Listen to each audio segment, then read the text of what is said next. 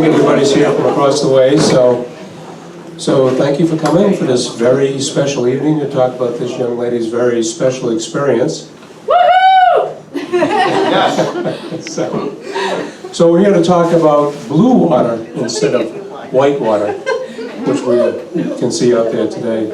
A couple things, there's plenty of things to eat and back there, so help yourself anytime during the course of our talk. Also on the table, there's a bunch of different things. How many people here are sailors? So, not a lot, okay. So, there's a bunch of stuff that I had, sailing instruction books. Aaron says he is.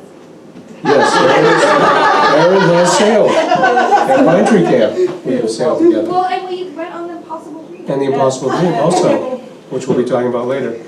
But also, there's also a book by Colby Gott about sailing, his experience last summer. That book is going into print. It's an excellent book for people that haven't sailed before.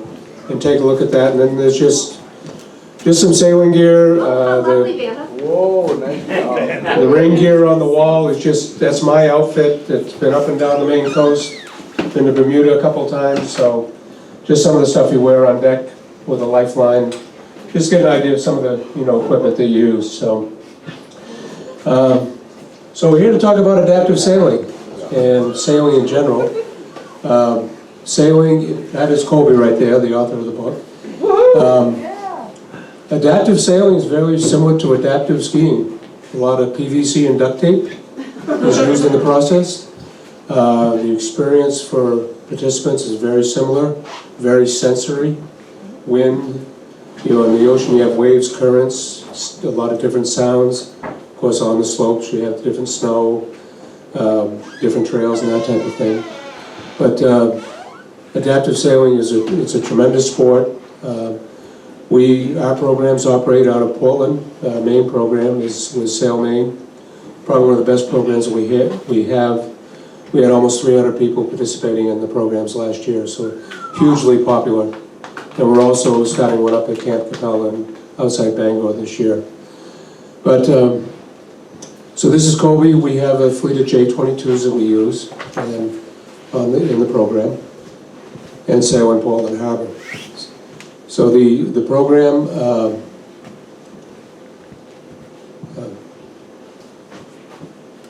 I haven't been feeling well, so I just lost all train of thought. So what's that? The program runs on Mondays and Thursdays. Mondays and Thursdays, and at Dedham we're not quite sure what it's going to be. So what's my next slide do? So let's go to, I want to show you a little tape. This is a gentleman named Bill Bridgham, and he is out of Bowdoin area. Bill is a quadriplegic, and he has very limited use of his arms. He is sailing the boat with a toggle switch on a control box that controls the rudder. And as you can see, this PVC and duct tape is adapted to the switch to make it work. Usually, like in anything, you find what you can to adapt the boat. He is sitting on a go-kart seat that we put on a pedestal and bolted onto the floor of the boat. And so we have two different rudders. This boat was donated to the program. This is the one boat that is adapted for our uses. So it has a lot of extra handles. It has straps for people to strap in. And it has the lifeline around the outside of the boat. So Bill was an avid sailor, injured in a motorcycle accident many years ago. And when we finally got the boat set up, he was one very happy man. And we actually used this boat. We had a regatta last year at the end of the season. We had 5 boats in it. And I was with a gentleman that hadn't used this before. And we were doing quite well until he laid the toggle switch over and we did a 360. So we went from a close second place to 4th place. We did it again. We went to dead last by a large margin. But we had a lot of fun. And we got the medal for artistic quality of sailing. So these are just some of the pictures of our people.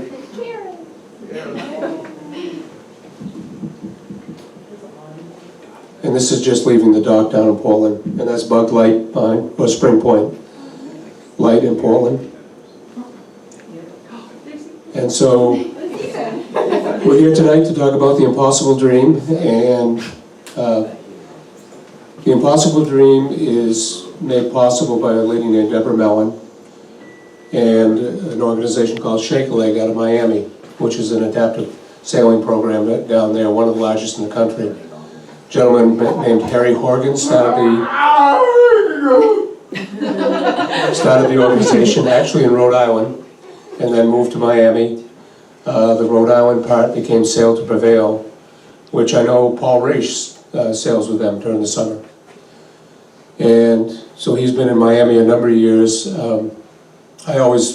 We were in Florida, and I always looked for other places to visit, and we went over to the Shake a Leg facility, and we met Harry, this was about 4 years ago, and developed spent the afternoon there, and developed, let's talk about doing projects together.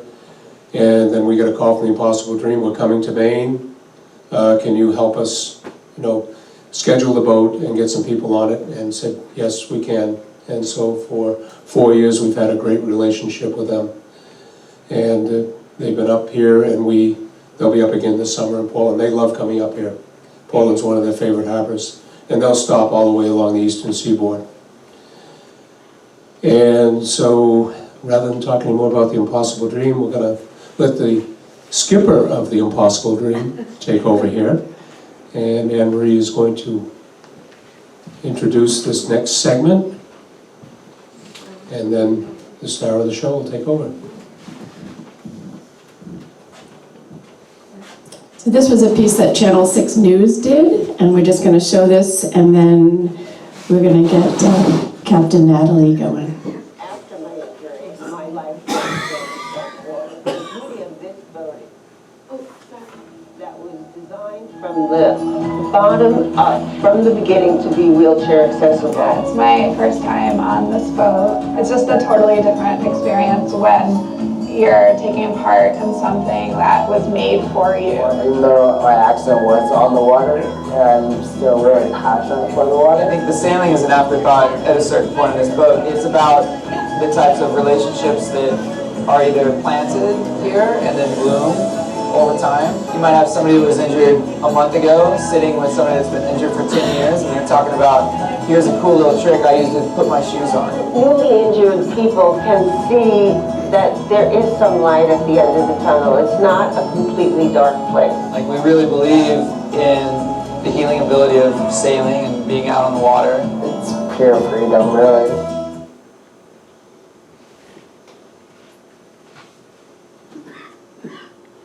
So that was this past summer. I happened to have met Natalie at the open house. We had a week with the Impossible Dream. It's your lucky day. It's your lucky day.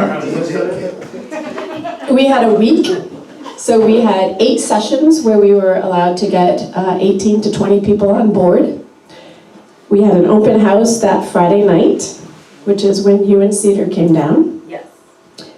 And at the end of the evening, I went back to the car with you, and that's how we met.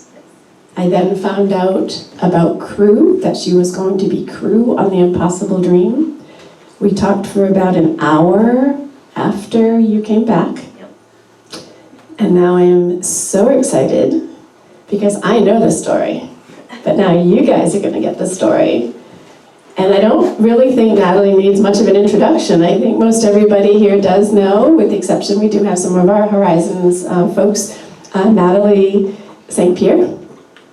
And I'm going to just turn it right over to you, okay? Take it away, Natalie. The show's yours. All right, well, so as Anne-Marie had the pleasure of telling you folks, this past summer was the most amazing summer of my life. So I'm going to start by asking you all, I promise this won't be a pop quiz, but I want to know how many of you have ever been in a situation where you were just at the right place at the right time and you couldn't have planned it better if you wanted to? Ever happened? Well, that's what happened here. Like, there is no way I could have planned it even remotely in my wildest dreams. So, let me back up just a little bit. Last summer, I try to really plan and participate in as much as possible. Some of it I plan and some of it falls into my lap, as you'll soon find out. But I had about 3 years ago, my boyfriend, Cedar back over there, Fiance. fiance now, that's part of the story, he's my fiance now. So, but he had a buddy by the name of Rob Klein who told us about 3 years ago about this amazing boat that he'd been on called the Impossible Dream. He said, when you get a chance, you gotta check it out, it's great, just look it up. So I looked it up, and that's kind of where things stalled for a little bit because I couldn't really find out how to check them out, get connected. So fast forward to last summer, and I'm getting ready to go to Portland. It's a Thursday afternoon, I'm getting ready to travel to Portland because I'm going to surf. I'm going to adaptive surf in Long Sands in York. And right before I do, I'm at work, I'm on my lunch break, and I'm scrolling mindlessly through my Facebook feeds, just killing time, and I see this amazing ad, and what is it? It's an advertisement from the Adaptive Outdoor Center saying that they're going to do an open house with the Impossible Dream, and I start freaking out. I'm literally, oh my god, and I'm like trying to get to Cedar's desk as fast as I can because we work in the same place, and I'm like, you're not going to believe it, you're not going to believe it. And he's like, what? I'm like the Impossible Dream, it's coming, like it's going to be here in Maine, and, so I proceeded to tell him that we are already going to be in Portland that very next day, like we were going to leave that night anyway, and so we need to leave earlier so we can get there and go to this open house. He says, okay, but I've got work and things I have to do. Nope, we're leaving, I've got to go. So we work it out, we get there, and all I really intended to do was participate in this open house. I wanted to see the boat, wanted to meet people, and just check it out. So we go, we meet everybody, we check it out, but before I even step on the boat, I realize as I get up there that there's Bruce. And I'm like, wait, I know Bruce. I know you, what are you doing here? And then I find out that everybody that I know is associated with this amazing boat. And so we get to hang out with the crew, we have a really great time, we have a chat. And then the next thing I know, Bruce says to me, well, if you guys are sticking around, you could probably go out on a day sail on Sunday. Well, we had no intention of being there Sunday because I was just going to surf on Saturday and go back home. We were supposed to go to Cedar's nephew's 6th birthday party. But instead, I say, well, do you think that we could just call your brother and see if they would mind if we missed the birthday party so we could go sailing instead? So we hemmed and we hawed and we went back and forth in the car, and we finally decided that yes, we can do this. So I get out of the car and I run and walk as quickly as I can. My chair was in the car. I walk as quickly as I can, and I'm afraid I'm gonna miss everyone. So I finally find Anne-Marie, and I'm like, oh, we can go Sunday. Can you fit us in? Sure. So then it all begins, because at this point, Sunday rolls around, we've decided we can go on this day sail, and we have this amazing experience on the day sail around Portland, and I'm just totally and completely head over heels for this boat. And I've decided that a day sail's not enough for me. And while we're talking with everyone, I find out that you can serve as guest crew. And I was like, how do I do that? Like, do I have to take a test? Like, what do I have to learn to CPR? What do I have to do? I've got to get on this boat. And I'm absolutely thinking that I'm gonna get on the boat like next year or something, to that effect, right? But no, they told me, well, actually, originally they were like, we're gonna sail from Maine to Boston. And I was like, I could do Maine to Boston. Perfect. So then he says, well, no, actually that's not gonna work. But we're gonna be sailing from Rhode Island to New York. And I said, when are you going to do that? Like, can I sign up for that? Is that a possibility? He says, well, yeah, but, and at this time it was the end of August. This is probably, pretty close to the Labor Day holiday, and my summer is already pretty booked. But he says, we're sailing from Rhode Island to New York City Labor Day weekend. And I tried to compose myself, took a deep breath and said, that's my birthday. So, Carter's really great, he's the program coordinator for the Impossible Dream, and he was like, well, if Captain Will says it's okay, we can probably make it work. You would just have, and I said, well, what do I have to do? So the only requirement is, you have to get yourself to and from. You have to be able to get yourself to the boat and get back home. I don't drive. So I was like, all right, I can figure this out. So I tell Cedar, I said, I want to go on this boat. Can you drive me to Rhode Island? And he was like, Rhode Island? Natalie, that's 5 hours away. Yeah, but it's a once in a lifetime trip. If you could drive me to Rhode Island so I could do this, then you won't even have to give me a birthday gift. Is it time for that slide now? So yeah. So essentially, here I want to take you guys. This is my journey. So here we are. So I've convinced him that he doesn't have to give me a birthday gift. He just has to drive me to Rhode Island. So I want you guys to think about this. It's 6 a.m. in the morning in Waldo, Maine on September 1st.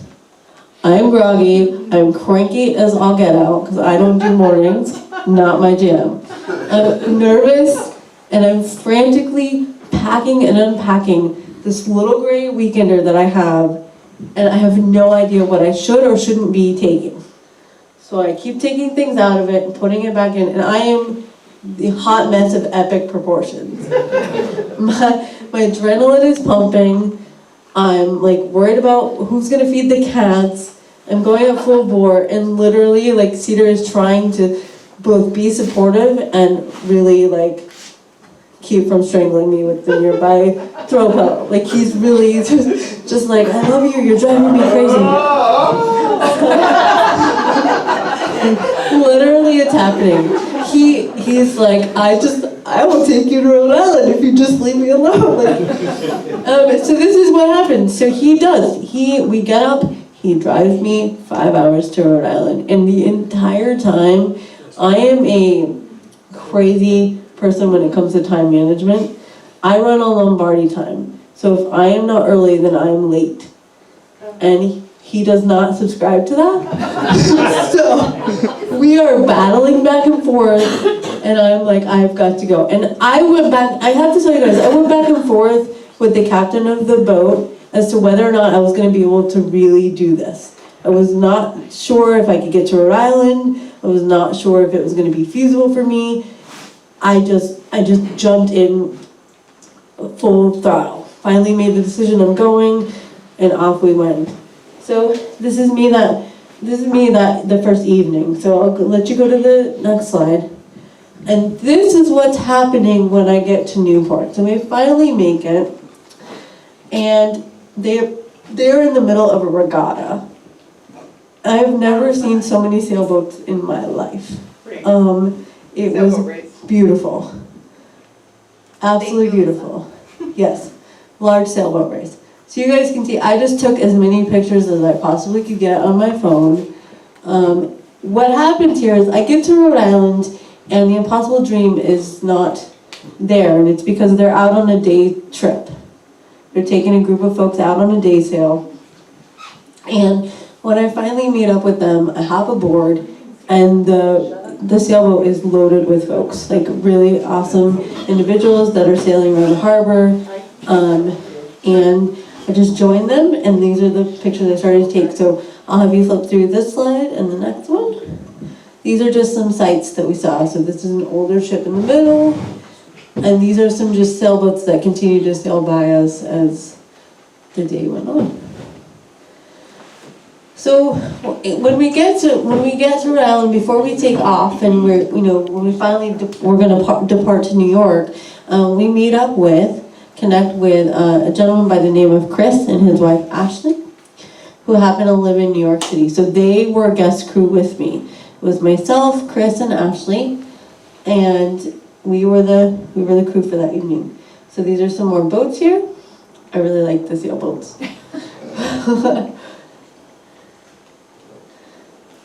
And you can go ahead and go on through. And so these are some shots of sunset in Rhode Island. This is us. We finally have left Rhode Island and we're making our way to New York. And it's about a 24-hour trip.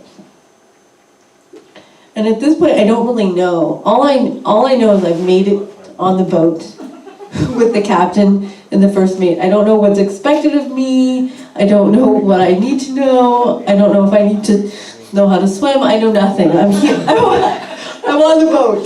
That's it. So we're sailing. It's sunset, and finally, as the sun begins to go down entirely, we finally kind of settle in to what this is going to be like. Mind you, I'm already in the middle of the ocean, so if there's a problem, it's a little late. But Captain Will, who was in one of the earlier photos for the video, he basically, at this point, says, "Okay, so we're gonna have dinner, and then we'll get down to business of who's gonna be like on first watch, what the outline of responsibilities are gonna be, and go from there." So right away, we decide we're gonna cook dinner. We kind of take stock of what we have on the boat. And Chris is chef extraordinaire.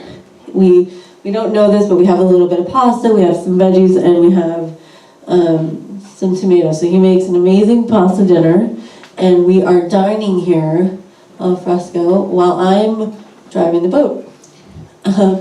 Without a license. Without a license. So that was my number one question. I was like, "You're gonna let me drive this boat? Like, what are the requirements?" I don't have a driver's license, and I know nothing about driving a boat, but okay. So what's really awesome about this boat that most people don't know is that it predominantly can run on autopilot. But you still have to know that you can't hit things. So there's a series of monitors here that show me other boats in the water and the distances and our depths and where our sails are pointed and those sorts of things. And it runs on autopilot, but the autopilot doesn't always work. So you have to be able to know how to drive the boat manually. I found all this out the hard way. Because I was like, wait, the little standby button is no longer on. Little things like this as I'm driving along. And Captain Will is nearby. You can probably see him off to the corner there. He's just kind of giving me guidance, showing me the instruments, and kind of telling me where to look and pay attention to the radio and things of that nature. So after dinner, Captain Will says, "Okay, so this is how this is going to work. Natalie's going to take the first shift, then Chris will take the shift," and it went like this. We were in 3-hour shifts. Well, I was so excited that I couldn't even begin to think of going to sleep. So I stayed up with Chris until around midnight or so. And then I tried to get some sleep because I technically had first watch. And I remember that when he's telling us what our watch schedules are going to be, he says, "Okay, now I want you guys to come out on the deck with me, and we're going to go over what happens if you decide you want to go out on the bow of the boat at night." And neither of us did this because it's pitch dark. You can't see anything at all, and if you go to the bow of the boat at night, you have to be harnessed in for fear of falling overboard. So it was just like full apparatus. We had to strap ourselves in, and he was like, "If you want to do it, this is what you have to do." I opted not to do it, but he went over those protocols with us and basically just let us know what our watch schedule was going to be. So that meant that for 3 hours, I either was going to be driving by myself or somebody else might be awake with me. It kind of depended on if somebody needed sleep. So about midnight, Captain Will says he's gonna go lay down. And at this point, I don't realize that he's gonna go lay down and leave us to man the boat ourselves. He laid down nearby, which was a good thing, because not long after he went to lay down, we get this call on the radio. And we hear, impossible dream, impossible dream. And I'm like, I look at Chris, and he looks at me, and I said, that's us, right? He says, oh yeah, that's us. And I said, Will, wake up, they're calling us on the radio. And what had happened was that there was this large vessel, and I think it was like a barge, who was going to pass us. And he wanted to let us know because he was going to generate a pretty large wake. So he just wanted to keep us aware of what was going to happen. Because again, you can't really see anything outside. You can see it on the radar, but not out in front of you. So he let us know, no big deal. And he did. He waked us pretty well, and we were prepared, and nobody fell or anything like that. So it was good. So my favorite part, though, of this whole trip is what you're going to see, at least in pictures here pretty soon. So this is Natalie's first watch. What this is right here this is sunrise. This is sunrise as we are heading into, we've left Rhode Island, and we're coming into Connecticut, New York area, because we're going to sail into New York City later on in this day. But I'm driving, so I can't see this. Like, I turn my chair and I can see just a little bit, but I'm supposed to be facing forward. So I give my cell phone to the first mate, Paulina, and I say, you have to go video this. So I have a video of this, and we'll see towards the end. But this was the most spectacular thing I've ever seen in my life. I didn't even know that colors like this could occur in nature in this way. And I was so captivated, but also trying to pay attention at the same time. And this was about 5 a.m. So I'm a little bit sleepy. Pierre says good job. I'm sleep deprived too, because I'm still running on adrenaline. This is the start of my first official day, and I've maybe gotten about 2 or 3 hours of sleep at this point. So, but this was one of my favorite parts of the trip. Go ahead. And these are just some pictures of me. That's Ashley there in the top corner with me, and that's Captain Will. And then down at the bottom, we have Chris and Captain Will, at a time that Chris was at the helm. And then you have me when we're docked in Brooklyn. So we are on our way in this slide. We're almost there. And here's the fun part of getting into New York City. So Will tells us about halfway, probably maybe about 2 hours outside of New York City. He tells us this the night before. He says, tomorrow, when we're sailing in, we have to time it just right, because we have to maneuver through a channel known as Hell Gate. And I was like, oh, okay, that sounds lovely. How does that, so why? No, me, I was like, why do we have to prepare? And he says, well, because we have to go through at a particular time of day because of tides. And if we don't time it just right, it'd be really difficult to get through there. So he looks it up, and he lets us know that we need to go through there about 1:30 in the afternoon. So we had sailed through the night, and we'd made pretty good time. So what we had to do was moor and stay for a little while. So we had to, drop anchor and stay for about 2 or 3 hours so that we could time it just right to drive through Hell Gate. Well, what Will fails to tell me at this point, he explains to me about Hell Gate, and he's like, it's really treacherous if you don't time it just right, and you have to be on your toes, and also the boat can't run on autopilot when you go through Hell Gate. Okay, so all really great information, filing it away for things that I need to know. Well, I really needed to know, because as it turned out, I drove through Hell Gate.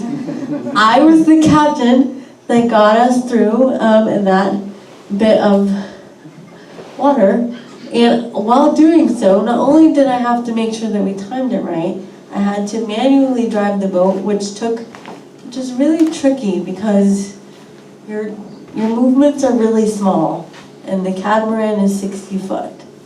So she, a little touchy, and if you overturn, you have to turn back and you have to get it just right so that you're going the right trajectory and don't get yourself, you're maneuvering through. At this point, I'm maneuvering through ferries, I'm seeing seaplanes, other small sailboats, and there are green and red buoys all over the place. And in some of them, you want to go to the right of them, and others you need to go to the left.